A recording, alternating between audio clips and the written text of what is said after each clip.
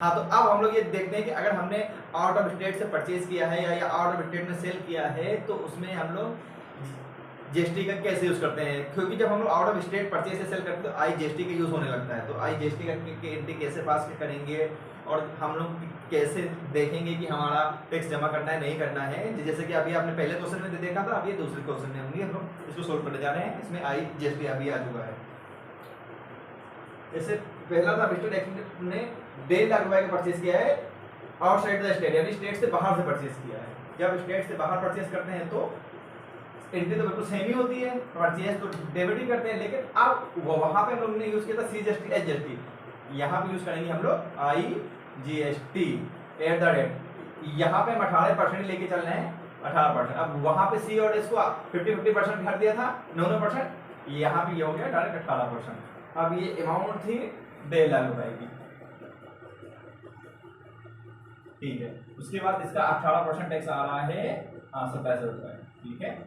उसके बाद जो भी हमारा डेटर्स क्रेडिटर्स है हमारा, सॉरी क्रेडिटर्स तो उसमें हो नहीं सकते हैं, क्रेडिटर्स ये या फिर बैंक के केस, ये हमारा हो गया 1,77,000।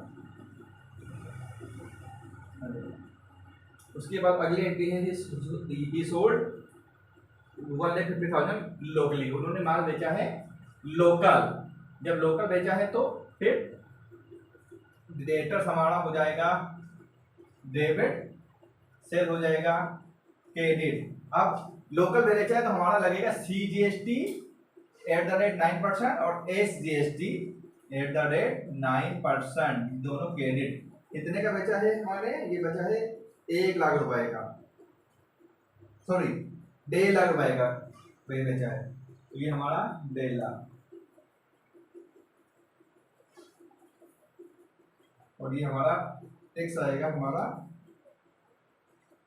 13,500 रुपए, 13,500 रुपए।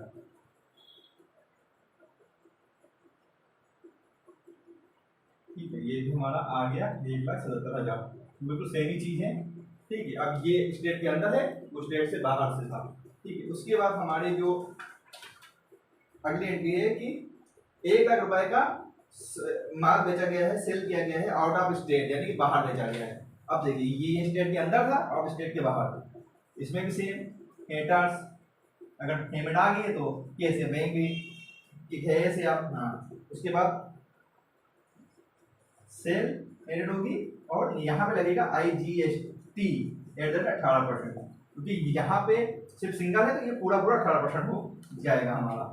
ये था 1 लाख रुपए का, 1 लाख, ठीक है, 1 लाख रुपए, तो 1 लाख का 18% 18,000 रुपए आता है, टोटल हो गया हमारा 1,18,000 रुपए। तो आपने देखा पर ये स्टेट के अंदर होता है सी और एस, और स्टेट के बाहर होता है तो सिर्फ आईजीएसटी।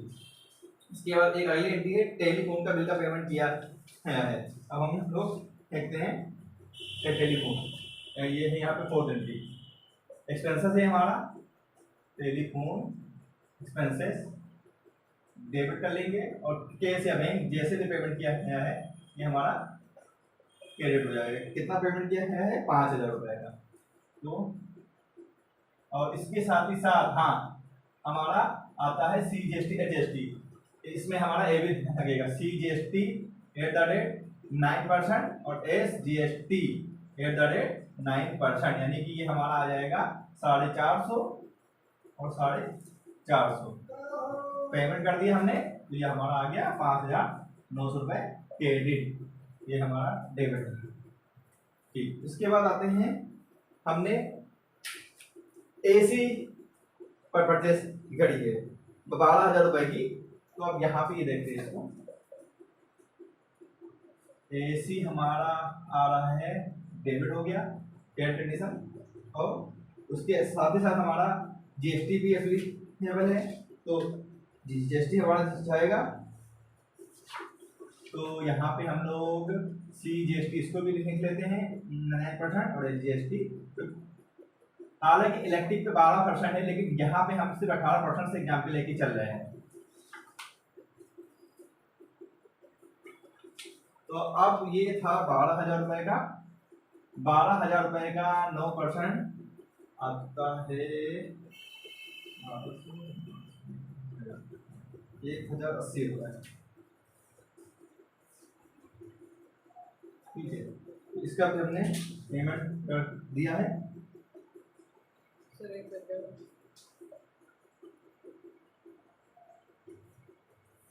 हाँ, तो अब हम लोगों की एंट्री कंप्लीट हो चुकी है। अब हम लोग देखते हैं कि हमने कितना टैक्स जमा किया है, कितना टैक्स हमें मिला है और हमें टैक्स जमा करना है कि नहीं करना है। इसके लिए हम लोग फिर से वापस बनाएंगे चार्ट, और चार्ट से ही पता चलेगा हमें कि हमें क्या करना है। तो ये देखिए, फिर से जैसे बनाया था हम लोगों ने इसके पहले, ये हमारा इनपुट हो गया, ये हमारा हो गया आउटपुट। इनपुट में भी हमारा CGST, AGST, IGST, CGST, AGST और IGST, CGST, SGST, IGST, CGST, SGST और IGST। मीन्स कि हमने जो माल जो परचेज किया है, तो जब उस टाइम जो है इनपुट और जो हमने सेल किया वो, तो सबसे पहले हमने जो परचेज किया था वो उसमें IGST था पहली वाली एंट्री में, तो ये है नहीं 27,000 रुपये जो हमने टैक्स जमा कर दिया। उसके बाद जो हमारी अगली एंट्री है, अगली एंट्री में हमने सेल किया हुआ है लेकिन स्टेट के अंदर, यानी कि CGST है, AGST है उसमें।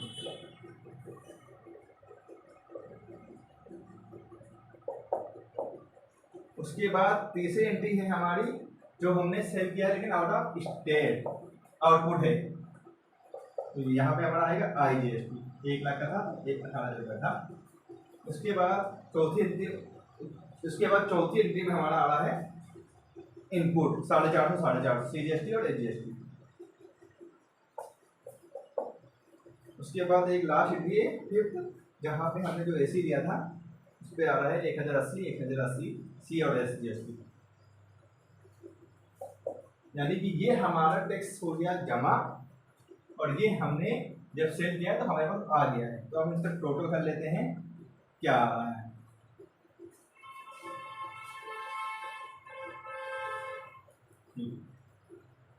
तो ये हमारा आ गया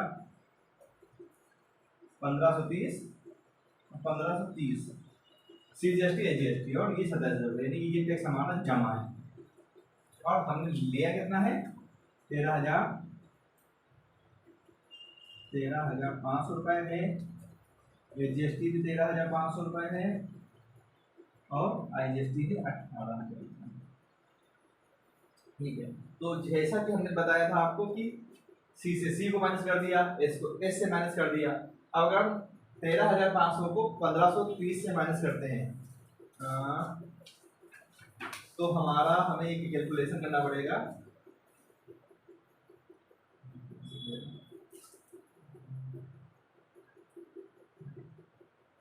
11,970 रुपये। हाँ, तो ये 11,970 रुपये हमारा आ रहा है, यानी कि हमारे टैक्स आ गया है ज़्यादा। ये हमें CGST पेबल, यानी हमें पे करना है। ठीक है, तो इसी तरह से ये हमारा C था और S में भी बिल्कुल सेम चीज़ होगी। AGST भी हमारा आएगा इतना ही, यानी कि हमें पेमेंट करना है 11,970 रुपये। अब आते हैं SGST में हमारा जमा है 27,000 रुपये और हमें मिला कितना है 18,000 रुपये, यानी कि ये पैसा अभी भी हमारा IGST के रूप में जमा है, यानी कि 27 में 18 गया 9,000 रुपये आ रहा है। ये 9,000 रुपये हमारा क्या है, ITC मतलब इनपुट टैक्स क्रेडिट। ठीक है, ये हमारा IGST है। ठीक है, तो ये हमारा टैक्स जमा है और ये हमें जमा करना है। तो अब क्या करना है, तो हमें ये टैक्स नहीं जमा करना है क्योंकि अभी भी गवर्नमेंट पास हमारा पैसा 9,000 जमा है, इसको भी हमें एडजस्टमेंट करना है। इसको एडजस्टमेंट करने के बाद ही जमा करना है। ठीक है, तो अब हम लोग देखते हैं कि कैसे एडजस्टमेंट करना है इसको। इसके लिए मैं इसको रब कर देता हूं।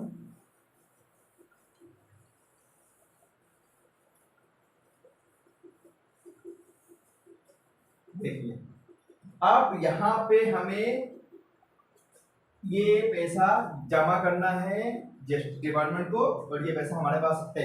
तो जो हमारा जीएसटी का जो पोर्टल होता है वो क्या करता है, वो तो ये करता है कि जो हमारा जो आई जीएसटी का पेमेंट है वो सीजीएसटी से एडजस्टमेंट कर देता है। यानी कि हमें सीजीएसटी में हमें पेमेंट करना था 11,970 रुपए और ये हमारा जो 9,000 रुपये ऑलरेडी जमा है ये इसी में से माइनस हो जाएगा, यानी कि आएगा हमारा 2,970 रुपए, यानी इसे हमें जमा करना है 2,970 रुपए ही।